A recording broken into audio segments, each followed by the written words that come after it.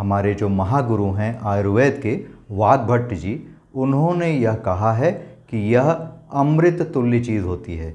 और इस चीज़ के बारे में उन्होंने लगभग 120 ज्ञान सूत्र जो हैं वो लिख डाले हैं।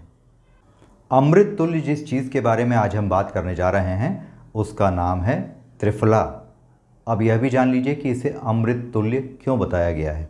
उसका सबसे बड़ा कारण यह है कि आयुर्वेद के अनुसार ये एकमात्र ऐसी औषधि है जो वात, पित्त और कफ के सभी रोगों में प्रभावकारी होती है। आप सबको यह पता ही होगा कि त्रिफला में हम 3 चीज़ें मिलाते हैं, इसीलिए इसे त्रिफला कहा गया है। उसमें से पहली चीज़ होती है हरड़, जिसका बॉटेनिकल नेम जो होता है वो टर्मिनेलिया शेबुला होता है। इसके साथ होती है बहेड़ा, यानी जिसे टर्मिनेलिया बेलेरिका कहा जाता है। और इसके बाद तीसरी बहुपयोगी चीज़ होती है आंवला, जिसे एम्बेलिका ऑफिसिनेलिस के नाम से जाना जाता है। अब यह जान लीजिए कि अगर आप घर पर त्रिफला बनाना चाहते हैं तो किस फल की कितनी मात्रा हमें लेनी चाहिए। तो हरड़ अगर हम 100 ग्राम ले रहे हैं तो बहेड़ा जो है वो हमें 200 ग्राम लेना चाहिए और आंवला जो है उसे 300 ग्राम लेना चाहिए। यानी इसे 1, 2 और 3 का फार्मूला कहा जाता है।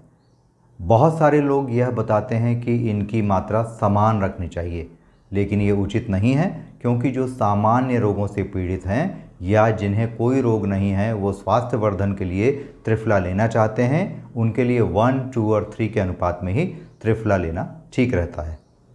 त्रिफला में तीनों फलों की मात्रा समान हमें तब रखनी चाहिए जब हमें ऑटो इम्यून डिजीज़ जैसे आर्थराइटिस या कैंसर जैसी बीमारियां हों, तभी इसका सेवन लाभदायक होता है।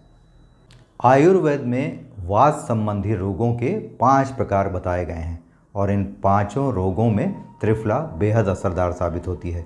इसके अलावा जो लोग सामान्य स्वास्थ्य लाभ के लिए त्रिफला लेना चाहते हैं, उन्हें भी आधा से 1 चम्मच त्रिफला रात को गर्म पानी में लेना चाहिए। इसकी डोज जो है वो आप धीरे धीरे करके खुद समझ जाएंगे और इसका नियंत्रण आप बेहतर तरीके से कर पाएंगे। त्रिफला से हमारा हार्मोनल बैलेंस भी सही बना रहता है। इसके अलावा आँखों के रोगों के लिए त्रिफला बहुत गुणकारी होता है। जिन लोगों में आँखें लाल होने की, आँखों से पानी गिरने की या लगातार बार बार इन्फेक्शन होने की शिकायत होती हो, उन्हें त्रिफला का सेवन ज़रूर करना चाहिए। इसके लिए उन्हें एक काम करना चाहिए कि यदि 1 चम्मच वो घी ले लें, आधा चम्मच शहद ले लें और आधा से पौन चम्मच त्रिफला ले लें और उसका सेवन दिन के समय अगर वो करेंगे तो उनको बहुत लाभ होगा।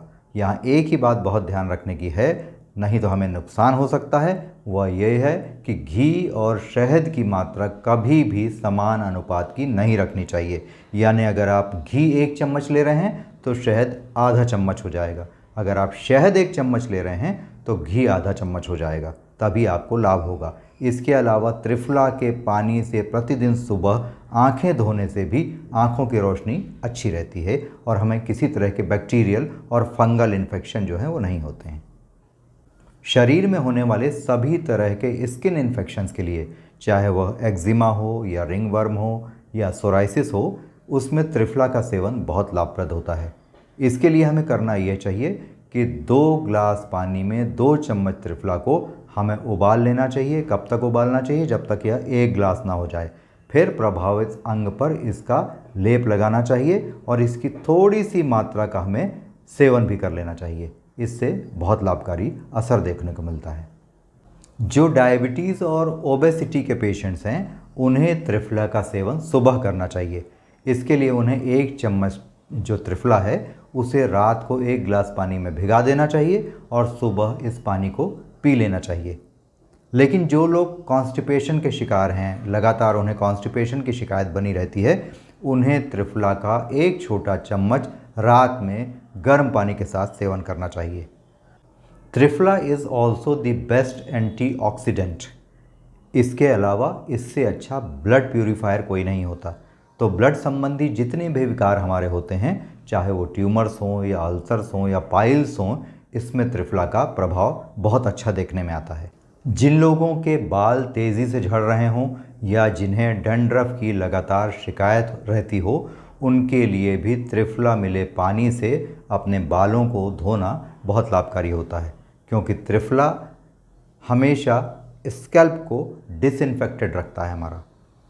तो मैं आपको यहाँ यह बताना चाहूँगा कि त्रिफला का सेवन कभी भी लगातार नहीं करना चाहिए, इससे कमज़ोरी आ सकती है। 2 माह तक आप त्रिफला का सेवन अगर लगातार कर रहे हों तो 1 महीने के लिए इसे बंद कर देना चाहिए। इसके अलावा जो बहुत दुबले पतले कमज़ोर लोग हैं और प्रेग्नेंट लेडीज़, उनको भी त्रिफला का सेवन नहीं करना चाहिए। तो अपनी ज़रूरत के मुताबिक आयुर्वेद की इस अद्भुत औषधि का उपयोग कीजिए और अपने को डिजीज़ फ्री रखने की कोशिश कीजिए।